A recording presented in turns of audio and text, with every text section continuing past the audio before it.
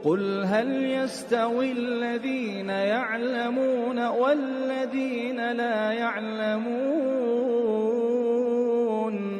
السلام عليكم ورحمة الله تعالى وبركاته. بسم الله الرحمن الرحيم. الحمد لله رب العالمين. الصلاة والسلام على أشرف الأنبياء والمرسلين نبينا محمد وعلى آله وصحبه ومن تمسك بسنته ila yaumiddin, amma ba'd. Mga kapatid, muli welcome sa ating palatuntunan Madrasa Alim nil Islam, paaralan ituro mo sa akin ang Islam. Alhamdulillah, natapos tayo sa pang-4 o pang-5 haligi ng Islam.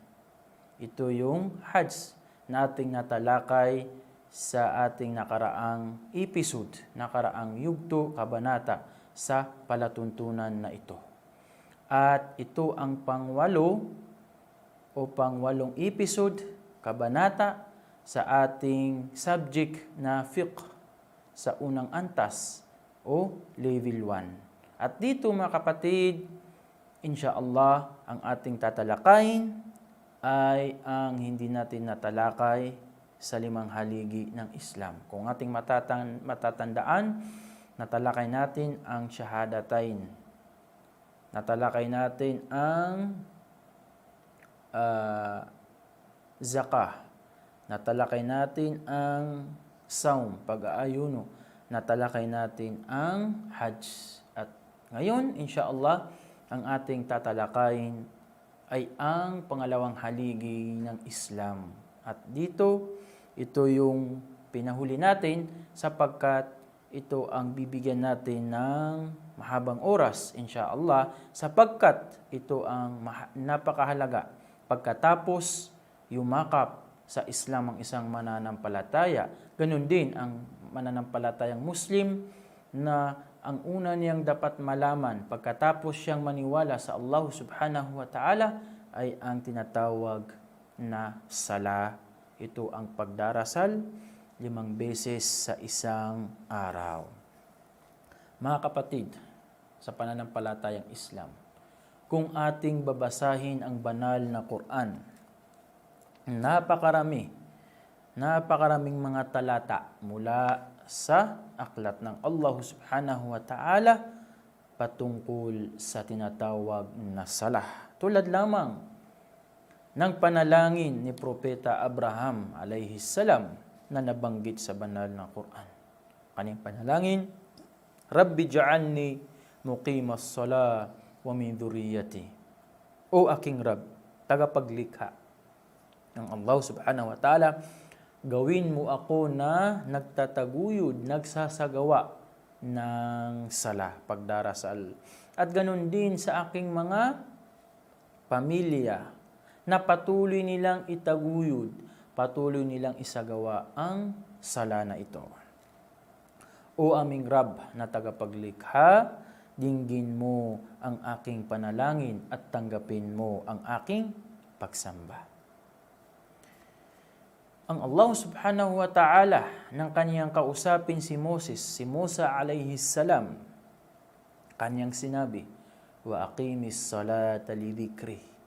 O Musa, o propeta Moses, isagawa mo ang sala bilang papuri at pagpapaalala sa akin. Ibig sabihin, ang sala na ito, pagdarasal na ito, ay pagpupuri, pagpapaalala sa Allah subhanahu wa ta'ala. At sinabi ng Allah subhanahu wa ta'ala sa pamamagitan ng dila ni Jesus, si Isa alayhi salam, wa awsani bis salati waz zakah ma dumtu hayya. Nang ibig sabihin, nung maliit pa si Jesus, sinabi niya sa pinasalita ng Allah subhanahu wa ta'ala, inutusan niya ako ng aking tagapaglikha na pangalagaan ang sala. Itaguyod ang sala at ibigay ang kawanggawa. Ito yung obligadong kawanggawa, ito yung zakah. ma dumtu hayya, habang ako ay nabubuhay. Mga kapatid, ang ating huling propeta na si Propeta Muhammad sallallahu alaihi wasallam ay ganun din. Inutusan siya ng Allah subhanahu wa ta'ala. Sa kanyang banal na Quran ay sinabi niya, "Utlu ma uhiya ilayka minal kitab wa aqimis salah." Sinabi niya, bigkasin mo, O Muhammad.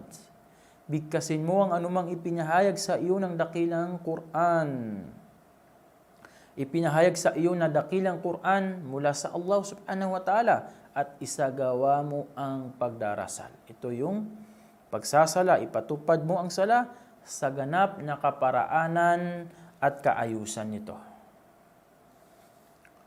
Pagkatapos, inutusan niyang lahat ng mananampalataya, lahat ng may pananampalataya sa Allah subhanahu wa ta'ala ng kanyang sabihin, "Inna salata kanat alal mu'minina kitaban mawquta." Nang ibig sabihin, katotohanan, isagawa na ninyo ang sala sa kabuuan nitong kaayusan at huwag ninyo itong ipagsawalang bahala dahil ito ay ipinag-utos ng Allah sa kanyang batas sa mga mananampalataya sa mga itinakdang panahon, itinakdang oras. Ibig sabihin, ang sala na ito ay may mga nakatakdang oras upang isagawa ng isang mananampalataya. Mga kapatid, sa pananampalatayang Islam, mga mag-aaral dito sa ating palatuntunan, ang sala, ito ang pangalawang haligi ng Islam na kung saan isinunod ng Allah pagkatapos maniwala ang isang tao na walang dapat sambahin maliban sa tagapaglikha. Kaya ang pagsasagawa ng sala ay mayroong mga kahalagahan, mayroong mga kabutihan, katulad lamang ng pagpipigil sa mga kasalanan at mga pinagbabawal. Tama mga kapatid, ang pagsasagawa ng sala ay pumipigil ng mga kasalanan at mga ipinagbabawal.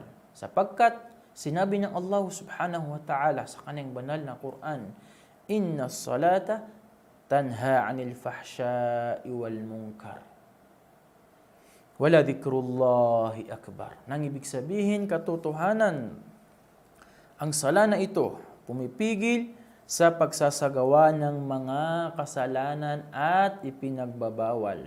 Mga kasalanan at mga ipinagbabawal dahil ang gumagawa nito ay binubuo ang mga haligi, ang mga taong nagsasagawa ng sala, binubuo nila ang mga haligi at mga kondisyon ng sala at nauunawaan nila sa kanilang mga puso at naragdagan ang kanilang pananampalataya sa Allahu subhanahu wa ta'ala sa pamamagitan ng kanilang tinatawag na sala, sa pamamagitan ng pagtataguyod ng pagdarasal.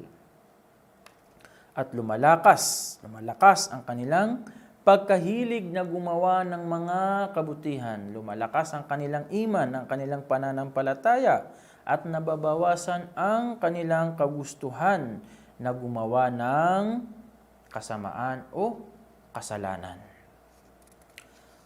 Ganon din mga kapatid, kabilang sa kahalagahan ng sala na ito ay kabilang ito sa katangian ng mga taong papapasukin ng Allah subhanahu wa ta'ala sa kaniyang paraiso, sa Jannah. Sila yaong pinapahalagahan nila, itinataguyod nila ang kanilang mga sala, ang kanilang pagdarasal. Tulad ng sinabi ng Allah subhanahu wa ta'ala sa kaniyang banal na Quran, وَالَّذِينَ هُمْ عَلَى صَلَاتِهِمْ يُحَافِظُونَ أُولَئِكَ فِي جَنَّاتٍ مُكْرَمُونَ. Nang ibig sabihin, at ang mga yaong isinagawa nila ang kanilang pagdarasal ng ganap at wala silang binabago na anuman sa mga obligasyon ng gawaing ito, itinakda nila ang kanilang sala sa tamang oras, sa tamang panahon. Sila na mga nagtatangan ng mga ganitong dakilang katangian ay mananatili sa mga hardin ng walang hanggang kaligayahan. Ito ay ang paraiso ng Allahu subhanahu wa ta'ala, na pinararangalan ng lahat ng uri ng parangal. Allahu Akbar. Sila yung mga taong mananatili sa paraiso ng Allahu subhanahu wa ta'ala sapagkat kanilang itinaguyod ang pagdarasal. Ganun din, katumbas ng 5 sala ay 50 sala. Ang gantimpala, mga kapatid, ng pagsasagawa ng sala, ang 5 beses na sala na ito ay katumbas ng 50. At yan ay nabanggit sa hadith na iulat mula kay Anas bin Malik radiyallahu anhu na sinabi niya, qal furidat ala nabi sallallahu alaihi wasallam laylata usri bihi salawatu 50 thumma naqasat hatta ju'ilat 5 thumma nudiya ya Muhammad innahu la yubaddilu alqawlu ladayya wa inna laka bihadhihi al-5 50. Nang ibig sabihin, ipinag-utos sa sugo ng Allah subhanahu wa ta'ala sa gabing siya ay dinalang maglakbay patungong Jerusalem. At nung siya inakyat ng Allah sa langit, ang sala na 50 beses. Tingnan niyo mga kapatid, ipinag-utos sa oras na yun ang sala na 50 beses. Isagawa sa loob ng isang araw, 50 beses. Subalit dahil sa habag ng Allah subhanahu wa ta'ala, dahil sa kanyang pagmamahal at bilang pagpapaluwag sa umma na ito, nasyon ni Propeta Muhammad sallallahu alaihi wasallam, binawasan ito hanggang ginawang 5. Upang ang tao, ang Muslim, ay wala siyang masabi sa kabilang buhay.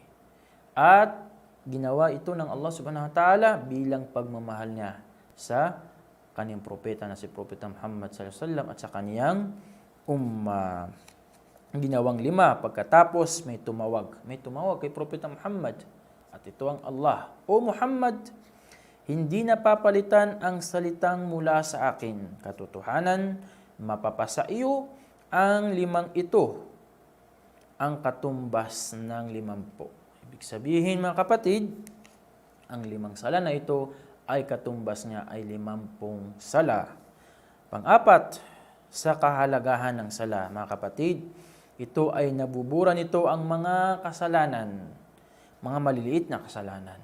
Ito yung nagpapabura sa mga maliliit na kasalanan na nagagawa ng isang Muslim sa kanyang pang-araw-araw na buhay.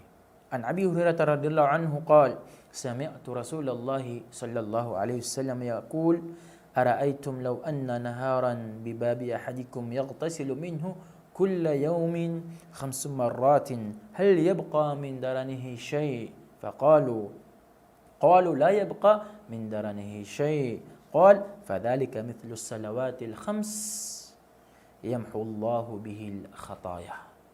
Allahu Akbar. Sinabi ni Propeta Muhammad sallallahu alaihi wasallam na naiulat mula kay Abu Hurairah, sinabi ng sugo ng Allah, sabihin niyo sa akin, kung ang ilog ay nasa harap ng tahanan ng isa sa inyo. Halimbawa, ang isa sa inyo ay mayroong ilog sa harap ng kaniyang tahanan, pintuan, sa kaniyang pintuan, at siya ay naliligo rito 5 beses sa isang araw. Halimbawa, sa isang araw siya ay naliligo. May matitira pa ba sa kaniyang libag na bahagya?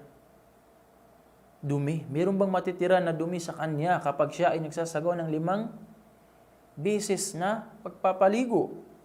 Sila ay nagsalita. Ang mga kasamahan ni Propeta Muhammad sallallahu alaihi wasallam, la yabqa, walang matitira na dumi na kahit bahagya lamang. Sinabi ni Propeta Muhammad, sa makatuwid. Falidhalik, sa makatuwid.